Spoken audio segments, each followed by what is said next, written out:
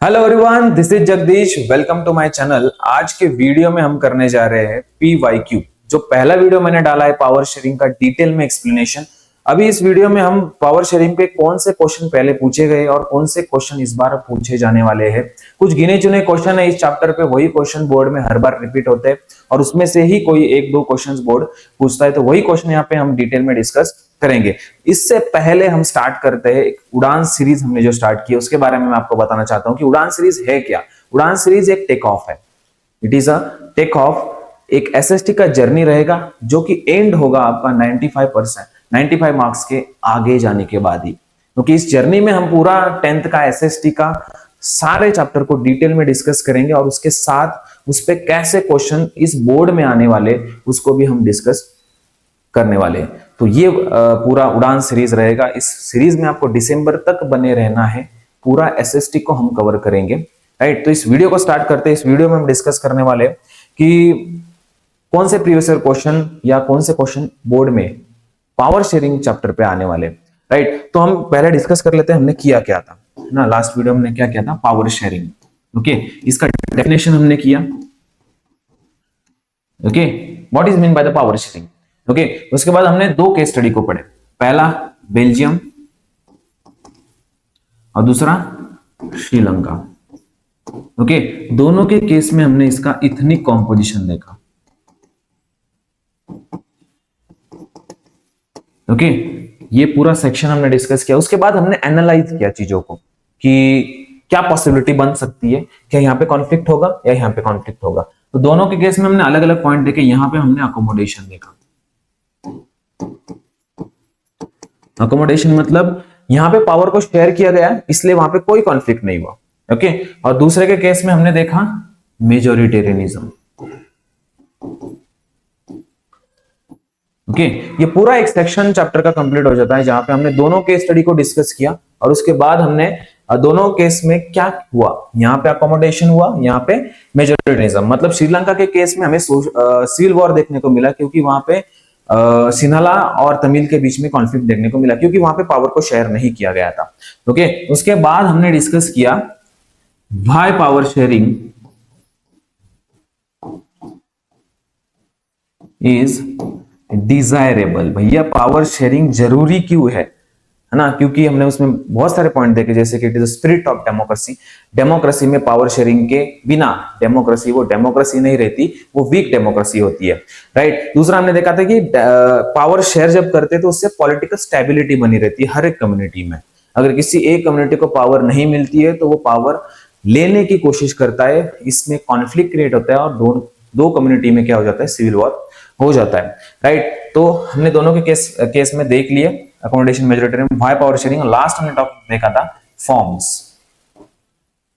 Okay, forms of power sharing. Forms of power sharing, इसमें हमने चार टाइप देखे थे। चार में से पहले ऊपर वाले जो दो है, वर्टिकल एंड हॉरिजॉन्टल, यही सबसे इंपॉर्टेंट है भैया। ओके, तो इस पे क्वेश्चन कैसे कैसे बनते हैं फटाफट से देख लेते हैं, ज्यादा लंबा नहीं करेंगे इस वीडियो को। आप क्वेश्चन एक बार देख लो। एमसीक्यू के केस में आपको क्या करना पड़ेगा, ज्यादा से ज्यादा एमसीक्यू लगाने पड़ेंगे। कुछ इंपॉर्टेंट है जो आ सकते हैं वो मैंने यहाँ पे आपको दे दिए, 4-6 जो भी है, बट एमसीक्यू आपको ज्यादा लगाने हैं। 2 marks question, 3 marks question, 5 marks question सारे आगे आने वाले हैं। वो सारे आपको ठीक से देखो, उसमें से ही क्वेश्चन आएगा, डेफिनेटली बोल रहा हूँ। तो Belgium share its border with the, फटाफट से इसको रीड करो और आंसर, इस वीडियो को स्टॉप करो और आंसर करने की कोशिश करो। Belgium share its border with the how many countries of the Europe, है ना। Sri Lanka is an island nation just a few kilometre from the southern coast of, कौन से कोस्ट से थोड़ा दूर है, गोवा है, तमिलनाडु है, केरला है, लक्षद्वीप। आप ठीक से इसे देखो, यहाँ पे कंफ्यूजन वाला है, आपको तमिलनाडु भी दिया, यहाँ पे केरला भी दिया है और लक्षद्वीप भी दिया हुआ है आपको, राइट। तो किसके पास आपको देखने को मिलता है, राइट। इसके बाद Which of the following is not a provision of the Act of 1956 पास इन श्रीलंका। तो ये मेजोरिटेरियनिज्म मेजर है, हमने 4 पॉइंट देखे थे, उसमें से इसमें का कौन सा नहीं है आपको फाइंड आउट करना है, राइट। इस केस में अगर मैं इसे सॉल्व करूं तो यहाँ पे देखो आप, Sinhala were recognised as a only official language. ये पहला ही पॉइंट था जब इन्होंने मेजोरिटेरियनिज्म मेजर स्टार्ट किए, तो पहला ही पॉइंट ये उन्होंने डाला था कि Sinhala was recognized the only official language, Tamil को हम नहीं मानेंगे, right. Buddhism was to be protected by the state, क्योंकि सिन्हाला पीपल मोस्ट ऑफ नहीं, सारे सिन्हाला 74% सिन्हाला पीपल बुद्धिस्ट है, तो बुद्धिज्म को ही फॉलो करेंगे, राइट। तो उन्होंने उसको ही प्रोटेक्ट करने का प्रोविजन कॉन्स्टिट्यूशन में डाला, इस एक्ट में डाला सर। उसके बाद है provision were given autonomy. Confusion लग रहा है, राइट, तो इसे छोड़ दो, बाद में देखते हैं। ओके, लास्ट वाला देखते हैं, Sinhala were favoured in a government job. हाँ, सिनाला वाले जो लोग थे, जो भी स्टूडेंट थे वहां पे, गवर्नमेंट जॉब हो, यूनिवर्सिटी का एडमिशन हो, सारे जगह पे किसको ज्यादा फेवर कर रहे थे? सिनाला को। तो ये भी सही पॉइंट है। तो बचा कौन सा? ये वाला पॉइंट।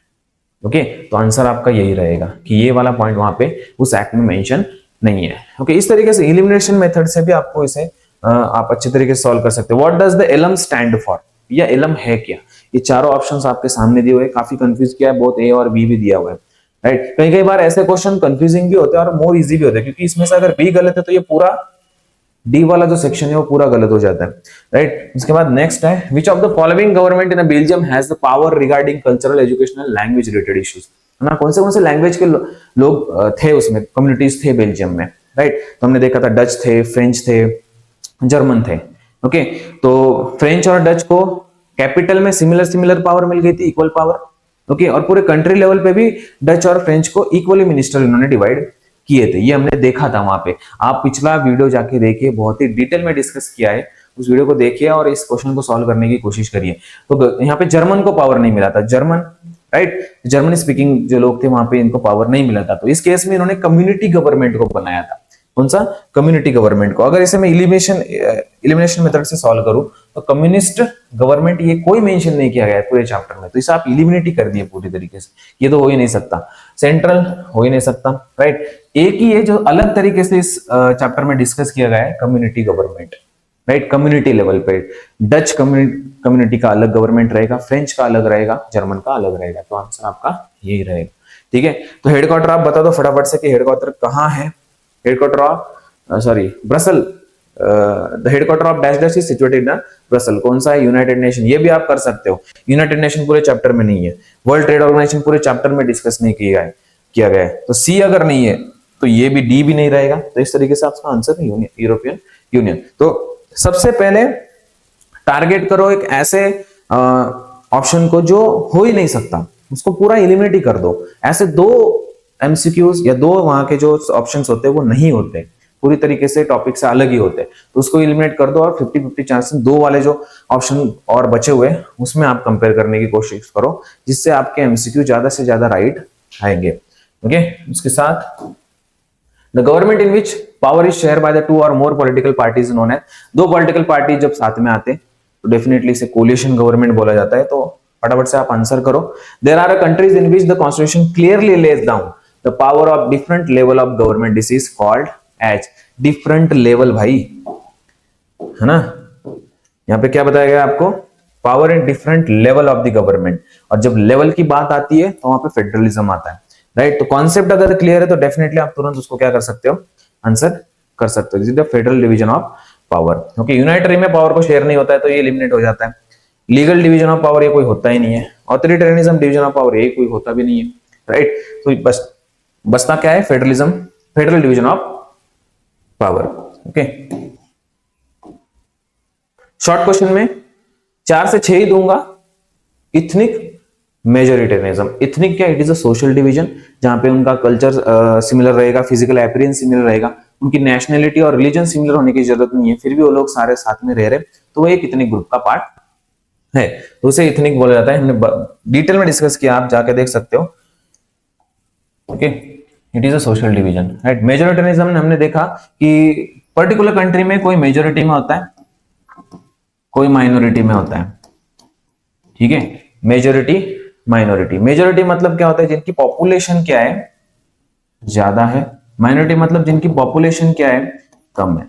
तो जिसकी पॉपुलेशन ज्यादा है, जैसे कि श्रीलंका के केस में सिन्हालाज की पॉपुलेशन सबसे ज्यादा थी, 74%। तो सिन्हालाज ने क्या किया? डोमिनेंस क्रिएट करने की कोशिश की तमिल पे, जो कि 18% है, जिसमें भी 5% इंडियन थे और 13% तमिल श्रीलंकन थे, राइट। तो वहां पे हमें क्लियरली देखने को मिला मेजोरिटेरियनिज्म। तो इसका मीनिंग क्या है? ISM लगाए तो ये एक फिलोसॉफी, एक आइडियोलॉजी है, राइट। तो it is a belief that majority community should be able to rule the country in which ever way they want. Majority जो है, जिसके पास पावर ज्यादा है, पॉपुलेशन ज्यादा है, वो उसकी तरीके से, उसको जिस तरीके से कंट्री को चलाना है उस तरीके से वो क्या करता है? कंट्री को रन करता है, disregarding the wishes of minority. Minority का कुछ नहीं सुनेगा, वो उसके हिसाब से जैसे उसको चलाना है कंट्री को, उस हिसाब से वो चलाएगा। तो ये काफी इजी कॉन्सेप्ट है। एग्जांपल देते हुए आप इसे अपने फॉर्म में, अपने आंसर में, मतलब आप जैसा आंसर लिखते हो डिस्क्रिप्टिव फॉर्म में, अपने लैंग्वेज में इसको लिखिए, तो आपका आंसर अपने आप बड़ा हो जाएगा। सिविल वॉर क्या होता है? अगर country with in a country, यहाँ पे काफी इंपॉर्टेंट कीवर्ड है ये, विद इन, हाँ, विद इन अ कंट्री भैया, अगर दो कंट्रीज, राइट, सॉरी, एक कंट्री में अगर दो कम्युनिटीज के बीच में कॉन्फ्लिक्ट है, फाइट हो रहा है, तो वो सिविल वॉर होता है। कंट्री और कंट्री के बीच में होता है तो वो इंटरनेशनल वॉर होता है। तो यहाँ पे क्या है, सिविल वॉर का मीनिंग होता है conflict opposing group with in a country that become so intense that it like a war, है ना। इतना वो कॉन्फ्लिक्ट बढ़ जाता है कि दोनों कंट्री में वॉर होना स्टार्ट हो जाता है, जैसे कि श्रीलंका के केस में हमने देखा। ओके, कम्युनिटी गवर्नमेंट हमने अभी किया है। कम्युनिटी गवर्नमेंट होता क्या है? कम्युनिटी लेवल पे, जैसे कि बेल्जियम का एग्जांपल यहाँ पे देते हुए इन्होंने डिस्कस किया है कि community government is elected body by the people, it is elected body by the people belonging to the same language, culture and common property. ऐसे लोग जिनका लैंग्वेज सेम है, जिनका कल्चर सेम है, ऐसे लोग साथ में आके क्या बनते हैं? कम्युनिटी गवर्नमेंट बनाते हैं और एक इलेक्टेड बॉडी को चुनते हैं जो कम्युनिटी लेवल पे काम करेंगे। जैसे कि डच का अलग बनाया गया बेल्जियम के केस में, डच का अलग बनाया गया, फ्रेंच का अलग बनाया गया और जर्मनी का अलग बनाया गया। तो ये वाला क्वेश्चन भी आ सकता है। कोलिशन गवर्नमेंट, जब कोलिशन गवर्नमेंट क्या होता है? जब दो पॉलिटिकल पार्टी साथ में आके गठबंधन कर लेते हैं, गठबंधन मतलब कोलिशन, गठबंधन का मीनिंग होता है कोलिशन, तब वो एक मेजोरिटी फॉर्म करते हैं और गवर्नमेंट बनाने की कोशिश करते हैं, तो इसे हम कोलिशन गवर्नमेंट बोलते हैं। आंसर आपको सामने दिया हुआ है। प्रेशर ग्रुप काफी इंपॉर्टेंट है। प्रेशर ग्रुप होता क्या है? देखो, बहुत लोगों के कंफ्यूजन है प्रेशर ग्रुप के रिलेटेड कि सर प्रेशर ग्रुप होता क्या है? इट इज ऑर्गेनाइजेशन यार, attempt to influence the policies of government to safeguard their own interest। भैया हर एक जो भी काम है, जैसे कि रिक्शा का यूनियन होता है, ट्रेड यूनियन होता है, तो ये पर्टिकुलर काम क्या करते हैं? ये यूनियन बना के करते हैं क्या? लड़ते हैं क्या? वॉर करते हैं क्या? ऐसा नहीं, इनके कुछ डिमांड होते हैं। इस डिमांड को अगर इन्हें फुलफिल करना है तो ये क्या करते हैं? सारे यूनियन के लोग साथ में आ जाते हैं और गवर्नमेंट पे प्रेशर क्रिएट करते हैं कि हमारी ये डिमांड है, आपको सुननी पड़ेंगे, नहीं सुनोगे तो हम स्ट्राइक पे चले जाएंगे। ट्रेड वर्कर यूनियन है तो वर्कर क्या करेंगे? काम करना बंद कर देंगे, तो इंडस्ट्री बंद हो जाएगी, इंडस्ट्री बंद हो जाएगी तो आपको प्रोडक्शन नहीं मिलेगा। समझ में आ रहा है? तो अगर इनकी डिमांड नहीं सुनते तो ये यूनियन वाले लोग साथ में आते हैं और गवर्नमेंट पे प्रेशर क्रिएट करते हैं कि ये हमारी डिमांड है, ये आप फुलफिल करो, पूरी करो, तो ही हम काम करेंगे। ओके, तो इस तरीके से वो प्रेशर क्रिएट करते हैं। जैसे कि एक एग्जांपल है ट्रेड यूनियन वाला, ठीक है, इसे भी आप डिस्क्रिप्टिव फॉर्म में लिखिए, काफी इंपॉर्टेंट क्वेश्चन है। तो शॉर्टनोट में इसके अलावा कुछ नहीं आएगा इस चैप्टर में से। Okay, explain the vertical form of power sharing. थोड़ा क्वेश्चन देखो, क्वेश्चन सिंपल यहाँ पे दिए हुए हैं मैंने, बट यही क्वेश्चन आपको ट्विस्ट करके पूछे जाएंगे। इसका पैटर्न थोड़ा अलग रहेगा बोर्ड के एग्जाम में, बट क्वेश्चन यही होता है, आंसर यही होता है, सिर्फ क्वेश्चन को थोड़ा बढ़ाया जाता है या कुछ अलग वे में उसे पूछा जाता है। ओके, तो explain vertical form. Vertical form मैंने बताया था एक आपको, सेंट्रल, स्टेट एंड लोकल, खत्म। सेंट्रल लेवल पे सेंट्रल गवर्नमेंट होता है, स्टेट लेवल पे स्टेट गवर्नमेंट होता है, लोकल लेवल पे लोकल गवर्नमेंट होता है। एग्जांपल बेल्जियम का चेप देना, ओके, जहां पे उन्होंने सेंट्रल लेवल पे एक अलग गवर्नमेंट बनाया, कैपिटल लेवल पे एक अलग बनाया, राइट, और कम्युनिटी लेवल पे एक अलग गवर्नमेंट बनाया। तो गवर्नमेंट उन्होंने काफी कॉम्प्लेक्स सिस्टम रखा था, राइट, इसकी वजह से, बट सारे कम्युनिटीज जो है उसमें वो उनको पावर इक्वली शेयर हो गया और सारे लोग क्या करने लगे, इक्वली, सबको इक्वली ट्रीटमेंट मिला, इसलिए वहां पे सिविल वॉर नहीं हुआ। ठीक है, तो ये क्वेश्चन है और उसका ये आंसर है। यहाँ पे सेंट्रल लेवल पे एक रहेगा सेंट्रल, ओके, उसके बाद स्टेट लेवल एंड देन अगर लोकल लेवल है जैसे कि म्युनिसिपैलिटीज और पंचायत सिस्टम। म्युनिसिपैलिटी आपका अर्बन एरिया में होता है, पंचायत आपका विलेज में होता है, मतलब रूरल एरिया में होता है। ओके, तो ये फॉर्म्स ऑफ पावर शेयरिंग, ये वर्टिकल है।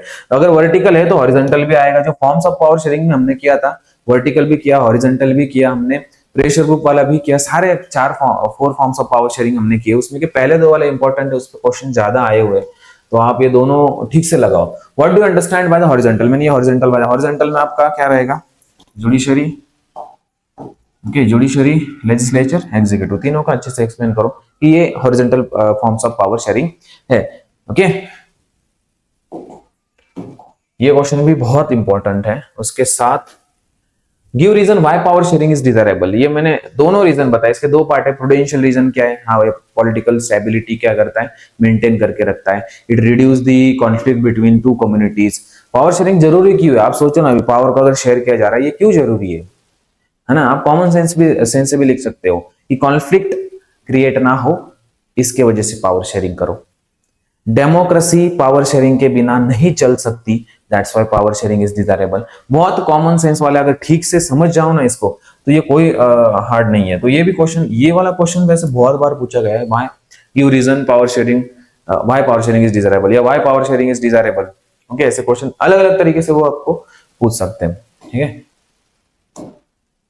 Describe the ethnic composition of Sri Lanka. अभी दोनों का कर देना, बेल्जियम का इथनिक कॉम्पोजिशन भी कर दो और श्रीलंका भी इथनिक कॉम्पोजिशन कर लो। सिंपल, यहाँ पे 18%, ओके 18% हमने देखा तमिल स्पीकर थे, जिसमें 13% श्रीलंकन तमिल, 5% इंडियन तमिल, राइट। और उसके साथ 74% हमने देखा सिन्हाला स्पीकर, राइट। 7% हमने देखा क्रिश्चियन है। आंसर को खत्म करो, राइट। 4-5 पॉइंट्स में ये आंसर खत्म हो जाएगा आपका। ठीक है, उसके बाद बेल्जियम का लिखना है आपको। ओके, तो ये बेल्जियम का कंपोजिशन है, डिटेल में डिस्कस हो चुका है। क्या है यहाँ पे 80% वाला डिवीजन रहेगा,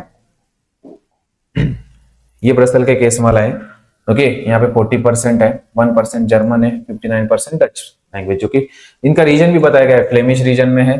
40% पीपल लाइव इन वलोनिया रीजन, ठीक है, जो कि फ्रेंच स्पीकर है। ऊपर वाले डच स्पीकिंग है, 1% जर्मन है। खत्म करो, ठीक है। उसके बाद लॉन्ग आंसर में कुछ ही क्वेश्चन है जो आ सकते हैं। What are the reason for the alienation of Sri Lankan Tamil, what was the effect of this on a country. देखो, जब भी हमने इसको डिस्कस किया था कि मेजोरिटेरियनिज्म मेजर लिया था, जब उन्होंने एक्ट पास किया था 1956 का, मेजोरिटी कम्युनिटी कौन सी है? सिन्हाला है। तो सिन्हाला ने कौन से स्टेप्स लिए? ओके, उन्होंने बुद्धिज्म को प्रोटेक्ट किया, राइट, बुद्धिज्म को प्रोटेक्ट किया। ओके, उन्होंने सिन्हाला को सुप्रीमेसी दी गई, राइट। ऑफिशियल लैंग्वेज उन्होंने कौन सी की? रिकॉग्नाइज। कौन सा वाला लैंग्वेज? सिन्हाला लैंग्वेज को ऑफिशियल लैंग्वेज डिक्लेयर कर दिया और तमिल को डिसरिगार्ड किया। तो तमिल को अगर बार बार एलिनेट कर रहे हैं या तमिल के अगेंस्ट उस पर डोमिनेंस क्रिएट करने की कोशिश करेंगे, तो इसका इंपैक्ट क्या हुआ? देखो, क्वेश्चन 2 है यहाँ पे, what were the reason for the alienation of Sri Lankan Tamil. Sri Lankan जो लोग थे वो एलिनेट क्यों फील कर रहे थे श्रीलंका में? क्योंकि उनको रिस्पेक्ट नहीं दी जा रही थी, उनके लैंग्वेज को रिस्पेक्ट नहीं थी। उनके जो लोग थे, स्टूडेंट थे, उनको गवर्नमेंट जॉब में या यूनिवर्सिटीज में पहले प्रेफरेंस उनको नहीं दिया जा रहा था, सिन्हालास को दिया जा रहा था। तो अगर एक ग्रुप में आपको कोई डिस्कस नहीं कर रहा है आपके साथ, अपने अपने में डिस्कस कर रहे हैं, तो आप एलिनेट फील करोगे ही ना। तो ऐसा ही श्रीलंका के केस में हुआ था। और उसका इंपैक्ट क्या हुआ? तो Sri Lanka felt that none of the major political party led by the Buddhist Sinhala leader was sensitive to their language and culture. अगर उनके लैंग्वेज और कल्चर की रिलेटेड आपसे ये नहीं हो, उनके रिलेटेड काम नहीं कर रहे हो, तो there relation between the Sinhala and Tamil communities strain over time. धीरे धीरे स्ट्रेन ओवर टाइम मतलब धीरे धीरे इनके दोनों का रिलेशन खराब होते गया और कंट्री में सिविल वॉर हुआ। ओके, तो ये पूरा आंसर है आपके सामने है, 5 पॉइंट से आप देख सकते हो। ठीक है, तो ये लॉन्ग आंसर टाइप क्वेश्चन में का पहला है। सेकंड है, what were the different forms of power sharing. चारों भी, ये 2 ऊपर के हमने डिस्कस कर लिए, वर्टिकल एंड हॉरिजॉन्टल। उस पे अलग भी क्वेश्चन बनता है या एक 5 मार्क्स वाला क्वेश्चन पूरा बनेगा कि सारे फॉर्म्स ऑफ पावर शेयरिंग बताओ, राइट। तो यहाँ पे पावर शेयरिंग वर्टिकल भी है। वर्टिकल मतलब क्या हो गया आपका? सेंट्रल, स्टेट और लोकल। हॉरिजॉन्टल मींस आपका हॉरिजॉन्टल रहेगा, ऑर्गन्स रहेगा, लेजिस्लेटिव, एग्जीक्यूटिव एंड जुडिशरी। तो बाकी के 2 पॉलिटिकल पार्टीज लेवल पे पावर को शेयर किया जाता है और डिफरेंट सोशल ग्रुप्स के बीच में ही पावर को शेयर किया जाता है। इसलिए बेल्जियम के केस में देखा हमने कि जर्मनी को भी एक कम्युनिस्ट गवर्नमेंट, कम्युनिटी लेवल पे गवर्नमेंट बनाई गई। ठीक है, नेक्स्ट है, describe the element of the Belgium model for the accommodating diversity. अभी ये देखो, अकोमोडेशन वाला भी हमें आपका करना है कि कौन से मेजर्स लिए गए अकोमोडेशन बेल्जियम में। ओके, तो बेल्जियम के केस में हमने देखा द डच और French speaking minister shall be equal in central level. Dutch के भी मेंबर हो गए, फ्रेंच के भी मेंबर हो गए, और वो सेंट्रल लेवल पे इक्वल रहेगा, मतलब कोई झगड़ा नहीं करेगा। ठीक है, सबको इक्वली बांट दिया। State are not made subnet to the central government. जो भी स्टेट रहेंगे वो सेंट्रल के अंडर नहीं है, वो अपने आप काम करेंगे, इंडिपेंडेंटली काम करेंगे। ब्रसेल में उन्होंने सेम रखा है, वहां पे भी क्या है? इक्वल रिप्रेजेंटेशन है। ब्रसेल कैपिटल मैंने बताया था, बेल्जियम का कैपिटल है, जहां पे उन्होंने वहां पे भी मिनिस्टर को इक्वल रखा पावर को, इक्वल रखा। थर्ड काइंड ऑफ गवर्नमेंट हमने देखा कि कम्युनिटी लेवल पे उन्होंने गवर्नमेंट बनाई। ओके, इससे उनका कल्चर, एजुकेशन और लैंग्वेज को क्या किया, प्रोटेक्ट किया गया। डिस्क्रिप्टिव फॉर्म मतलब पहले इंट्रोडक्शन लिखो, मेन बॉडी को डिस्क्राइब करो, 6-7 पॉइंट में डिस्क्राइब करो, ऐसा 5 मार्क का क्वेश्चन आ जाता है। तो 5-6 पॉइंट यहाँ पे मेन बॉडी में, इंट्रोडक्शन थोड़ा लिखो और फिर कंक्लूड करते हुए पूरे को समराइज करो कि पावर शेयरिंग क्यों जरूरी है, पावर शेयरिंग करने से क्या होता है। तो ये बेल्जियम का केस है, ये अकोमोडेशन है जहां पे कोई कॉन्फ्लिक्ट नहीं हुआ, ये कंक्लूजन में आप लिख सकते हो। ठीक है, तो ये सारे क्वेश्चंस काफी इंपॉर्टेंट है, इसके बाहर कोई क्वेश्चन नहीं आने वाला। जितने भी मैंने क्वेश्चन अभी डिस्कस किए, इससे ऊपर या इससे बाहर कोई क्वेश्चन नहीं आएगा। क्वेश्चन आएगा तो इसी में से आएगा, सिर्फ उस क्वेश्चन का फॉर्म अलग रहेगा। ओके, तो इस पूरे क्वेश्चंस बैंक को समझने के लिए पहला आपको वो चैप्टर जो मैंने पावर शेयरिंग का पढ़ाया है वो चैप्टर पहले देखिए, उसके बाद इस क्वेश्चंस को लगाइए और यही पावर शेयरिंग पे क्वेश्चन बनते हैं। तो मिलते हैं अगले वीडियो में एक नए चैप्टर के साथ, एक नए क्वेश्चन बैंक के साथ, एक नए एनालिसिस के साथ। तो इस वीडियो में बस इतना ही। जय हिंद दोस्तों।